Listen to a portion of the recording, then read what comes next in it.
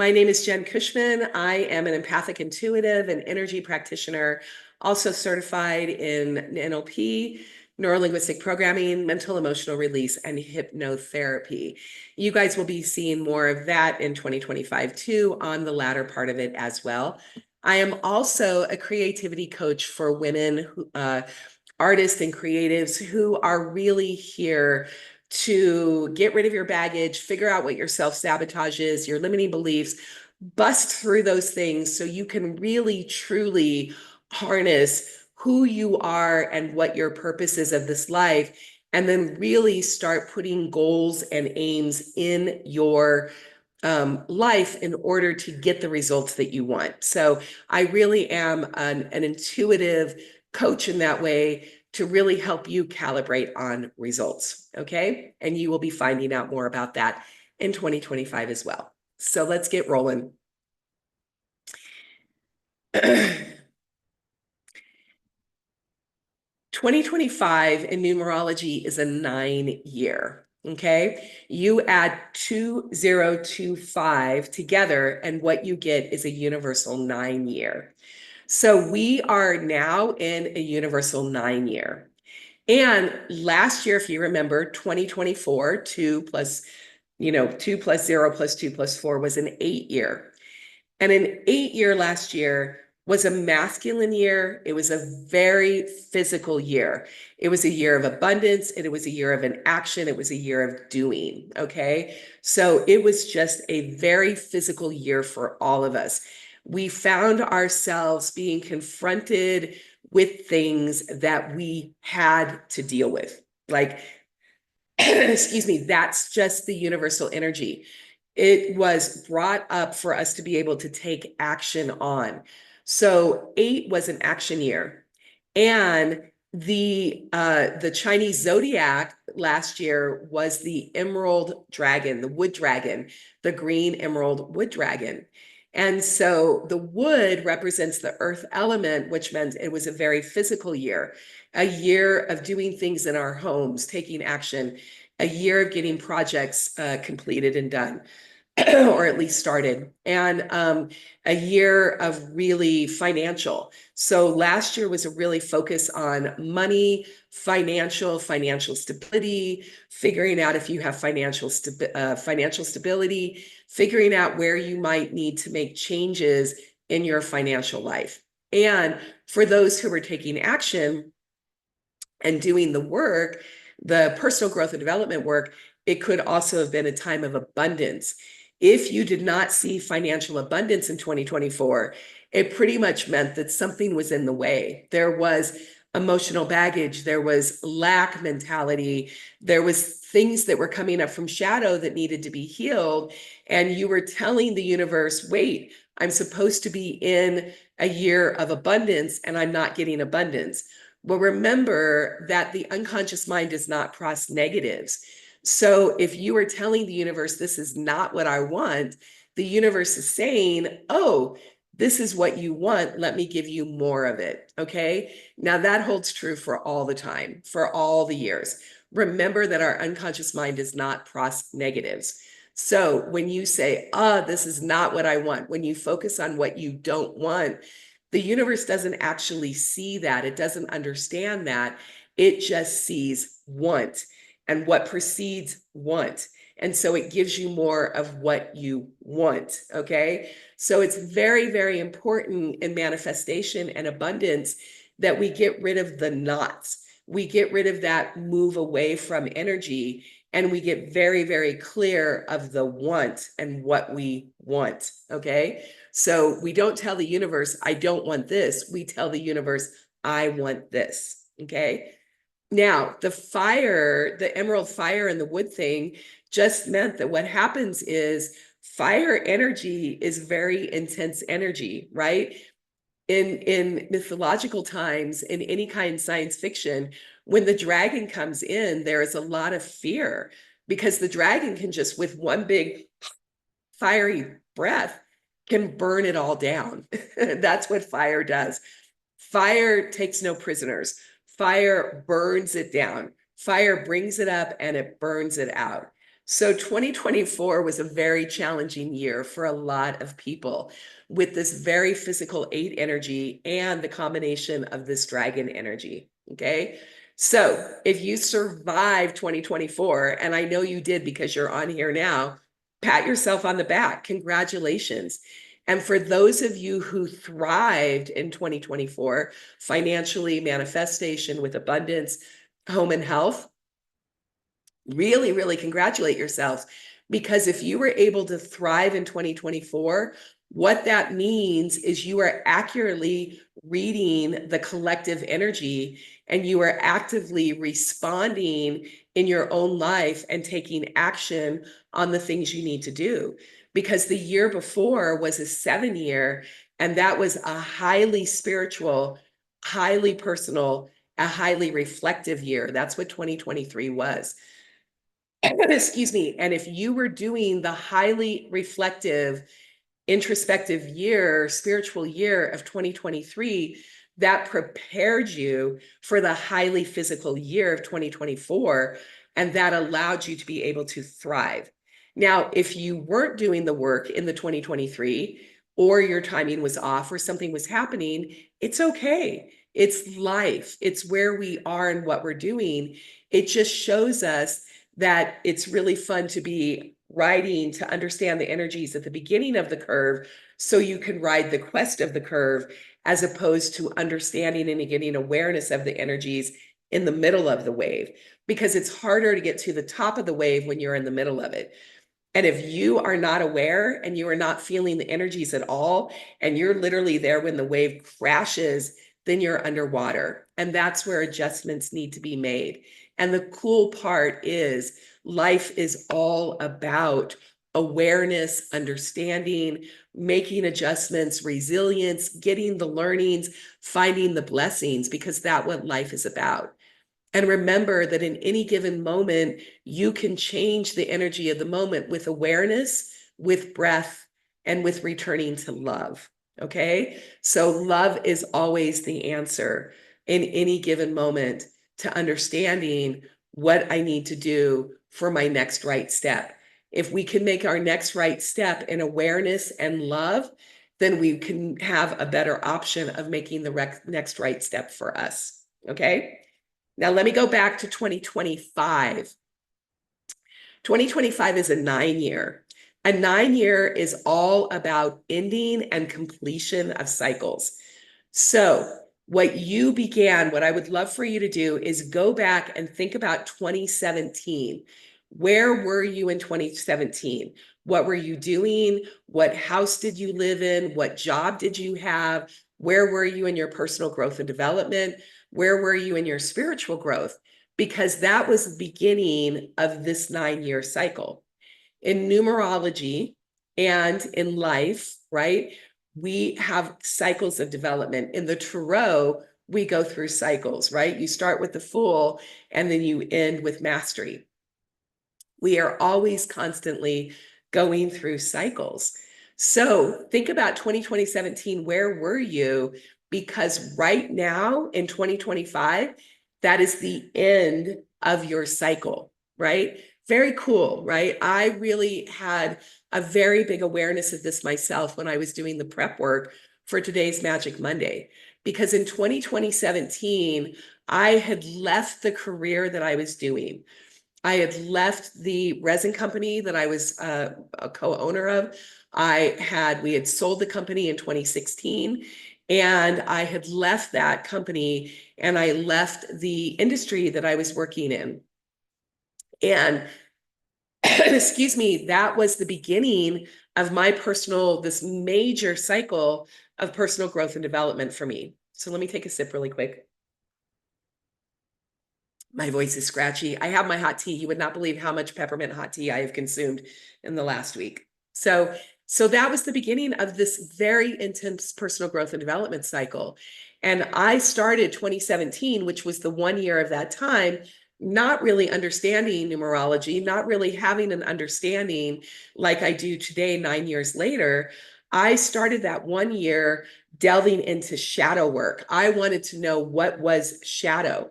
What was I not seeing? What was, what was the skin that I had, because I was so uncomfortable in my skin at that moment that I needed to shed and start getting a new skin.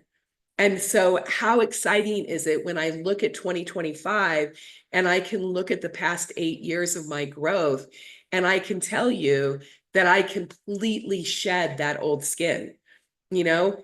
And coming to that, the animal in the Chinese zodiac for 2025 is the wood snake, right? So how cool is it that we have the 9, which is about completion energy, and we have the wood snake, which is still the earth element, which is still very foundational, right? Home, money, relationships, foundational.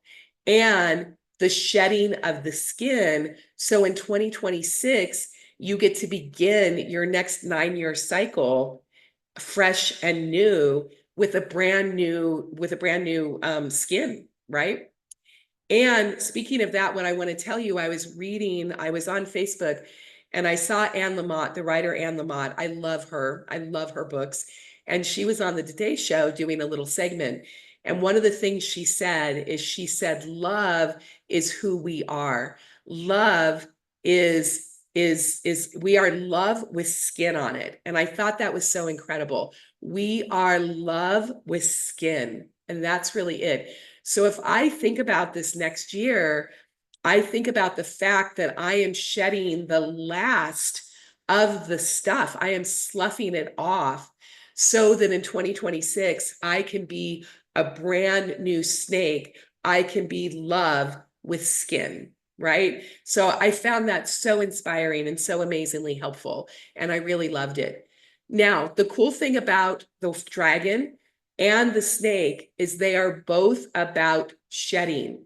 They are both about getting rid of the old, releasing the old, releasing the past, releasing the limitations, releasing the self-sabotage, releasing those limiting beliefs, releasing the pain, the guilt, the negativity, the trauma, right? Trauma is something that we all have. And trauma is an experience. It's very interesting because what happens is we respond to the trauma, talking about our traumas and hanging on to the trauma. The reality is the trauma is the event that happened, the experience, of what happened. How we label and define the trauma is how we hold on to it. So it's not actually the trauma itself, the experience. It's how we make meaning of it. It's how we hang on to it. It's how we use it as the reasons why, dare I say the excuses, which I know might be triggering for some people, but how we use it to hang on to it, the reasons why we behave the way we behave, the reasons why we can't transform into the person we want to become, because in the past, this happened to us. Well, this happened to us, and can we use that as a snake?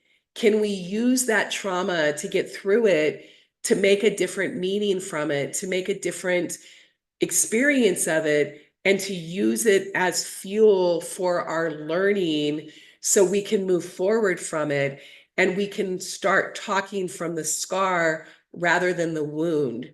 That's what the snake energy is all about. That's what 2025 is about. It's about healing those wounds finally in the past and really allowing that scar to form completion. So it is a scar, it is skin over what happened, and it is no longer an open gaping wound. And can we take that and use that as transformation snake energy? So when we talk to people, when we respond to our triggers and the things that are happening, can we do it from a place of empowerment and a place of strength and action rather than a place from excuse and victimization? And I know that is really hard energy, you guys, and it is so incredibly vital for this year. And I'll explain why that is vital. Because the world changed in the pandemic. We know that. We are going on to 5 years of the pandemic. The world changed. We had a great reset. You'll see that all over again. It was the great reset. The world literally shut down. Animals came into the streets because the cities were quiet and shut down. We had a reset at that time. The world changed at that time. And I see again and again and again of people lamenting that they want to go back to the way it was. Can we just get back to normal? Can we go back to the way it was? Well, you know what? We're never going back to the way it was. And that's just a really hard truth. And so, also, the way it was, truthfully, it wasn't that great. It really wasn't. Those are old systems. Those are power structures that need to come down. That is a patriarchy that needs to get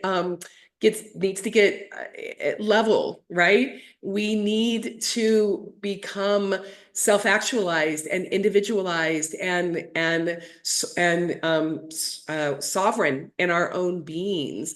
And so what we need to do is we need to come to a realization in 2025 that the world has changed and that we survive this massive change. And we need to be incredibly grateful that we survived it. We need to be thankful that we survived it. And now we need to figure out, how do we thrive in the new world economy, in the new way of doing things, as the structures continue to break down, as we continue to see change. You guys, those of us that chose to be alive in this moment of history, we chose to be here for a big reason, okay? And that doesn't mean that each one of us has to have this huge purpose, right? We don't have to go out there and stand on stages and speak. We don't have to have massive, we don't have to have massive followings. That's not what I'm saying. But what I'm saying is that each one of us needs to stand in our light and in our sovereignty, because we chose to be here, okay? I talk about how we've entered this age of Aquarius. Now, the age lasts for about 100 years. In my lifetime, I am only going to be in the age of Aquarius. And I'm not really going to be fully in the age of Aquarius, because it's such a long time of being in this new thing, okay? So there's still going to be a lot of upheaval in the world. There's going to be a lot of things out there. I don't know if 2025 is going to be any easier, and it is going to be a little less volatile. The snake is still growth and change, and it is less volatile than the dragon, okay? The 9 is about completions, endings, and release, and the 9 is less volatile than the 8, only in the fact that it is on the opposite side. It's, if you think of an energy wave, 7 was the energy was building, 8 was the peak, 9 is starting to come down from the peak, so we can get to the bottom, so we can start building with a 1 again, our next cycle, okay? So look for life to be a little calmer, okay? Look for things to calm down a little bit. But don't expect anything to go back to the way it was. If you are, you're living in a pipe dream. And I'm just sorry to tell you that, but that is like hardcore truth. So think about your life. Think about what you want and what you need to go forward. And I'm telling you, the highest vibration that you can hold is your own joy. That's why I named my deck the Joyful Deck for Creatives, Healers, and Feelers. Because as light workers, as sensitives, as empaths, our responsibility is to learn how to handle, hold, and modulate our own energy, so that we can be inspired ourselves. So when we are inspired, we can be inspiring to others. I come onto Magic Mondays, every single Magic Mondays, with the intention of giving you some information and hopefully being inspiring. That's all I'm trying to do, right? I'm trying to build a community and hopefully give you some hope, some love, some uplift, and some joy. That's really all I try to do here, okay? So if you can model that as I'm modeling other people, if you can model that for me and you can put that out into the world, we can find a way to thrive no matter what the collective energies are, right? Perception is projection. I've told you that before. That means that we are constantly seeing the world through our lens, through our filters, right? Our past experiences, our beliefs, our values, our life. And so because we're seeing it through our filters, we just assume that other people are seeing their worlds through the same filters of ours. And they're not, you guys. They're absolutely not. And so that's where miscommunication happens. That's where negative emotions come in. That's where fights come in, and irritation and anger is because we are making the assumption that the way we see the world is the way the person next to us sees the world. And once we can understand that they are not seeing the world the same way that we're seeing the world, we can stop and be curious for a minute. We can be like, what? Wait, what did you just say? And then one of the best things to ask people is, that's interesting.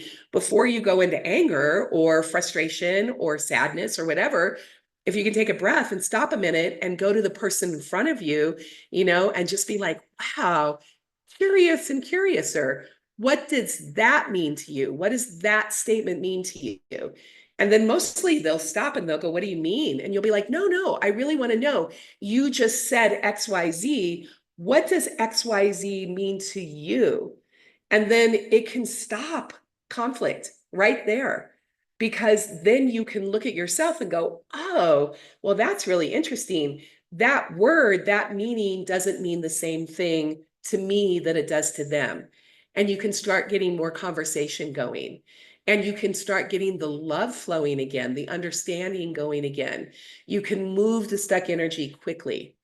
And you guys, that's what 2025 is about. Okay. It's about awareness. It's about completion energy. It is about wrapping up what you have been doing since 2017 and wrapping it up. So when you go into 2026, you get to go in with a fresh start and a fresh blank slate. Okay. So expect 2025 to be gentler and still roller coaster. Okay. Excuse me. Again, the snake, not the dragon, but not the mouse. Okay. It's not, the snake and the dragon still eat the mouse, right? The mouse is the quiet one. We're not at the quiet times yet. So we're still in that energy right now. And I believe our task in 2025 is to focus on what we want, focus on who we are, focus on the things of the cycle that you really want to wrap up, the shadow work that you want to be done with, who do you want to be in 2026? Who do you want to be this year? And then figure out how to start living that on a consistent daily basis. And I said, in the beginning, I talked to you about being a coach. And the reason why I brought that up is because I am taking that much more seriously.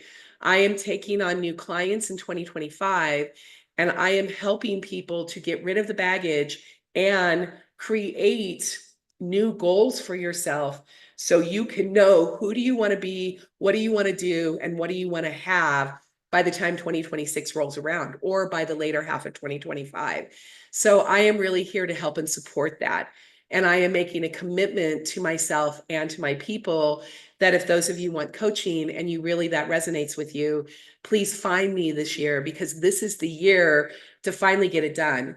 Because if you're holding on to old stuff, what are you waiting for? Do you really want to go into a brand new 9-year cycle hanging on to the self-limiting beliefs and the garbage of the past? Or do you want to go into a new cycle with all of the fresh resources that you can possibly have to start that new cycle off on a way that supports your soul and your heart? Okay. Okay. Let me take a deep breath and see if there's more that I need to say about it. Yes. Okay. They just reminded me. So one of the things about 2025, when I talk about completion, and I'm going to talk about this a lot this year, it's also release. Now, you guys, I think I've told you that I am, as an artist and a creative, I am really good with creation energy. I love to create new things. I love the blank canvas. People freak out about the blank canvas. I look at a blank canvas and it is just possibility. I look at jewelry components and beads and stuff, and I get so excited because that is pure creation possibility for me. So I love the creation energy. And then after the creation energy is the transformation energy. And I even love the transformation energy because I love to create something, put it out in the world, have you guys take a look at it and give me feedback, right? Oh, well, I like this bead, but I don't like that bead. Or, oh my gosh, I love the painting that you did there, but you know what? It would be awesome if you added a spot of highlight here. Or your Magic Mondays was amazing, and I love that, but I wish you would have talked a little bit more about this and a little less about that. That's feedback. That helps me grow and change and transform and always be setting the bar higher. Now, what I have typically in the past been really terrible with is completion energy. I just always wanted to get to the high of creation energy that I was never very good about wrapping things up, putting a neat bow on in it, getting things clean and tidy, and starting again. And now that I have really learned about the value of completion energy and the importance of release, I now know that the completion energy is so valuable and so important, because how you complete something is how you begin the next thing. Okay. So, in this year of completion, when you are in alignment and you have clarity of the things you need to close the door on for good, then you can immediately turn around and start the fresh new energy to bring it in. If you are not have clarity on that, then anything you would do would be like stuffing the toys in a toy box, having the toy be over, and then starting a new thing, and then looking around trying to figure out how you're going to put that new thing in that overrun toy box. It's much better to have a cleared out, empty, clean toy box before you start the new thing. So that's what is so incredibly important about 2025. So look at your life and figure out, what do you want to do? There is an overarching feeling right now of people wanting to go back and get rid of clutter. I do. Get your home tidy, get your spaces the way you want it, get your eating locked into your diet and exercise, locked into a way that supports you. That's always something that happens in January, but the energy of the 9 year is supporting that. That's really supporting the tidying up, the clearing out, the dusting off, the cleaning, polishing, shining. That's what the 9 energy does. And then release the limiting beliefs, release the self-sabotage, release the things in your life, the extra stuff that no longer serves you, because then you can feel lighter and brighter, and you can tap into that energy of joy and love and peace and calm and centeredness. Because no matter what the world is doing, if you can be calm and centered in the midst of the chaos, you are living life to its fullest potential, and you are thriving no matter what else is happening. Okay.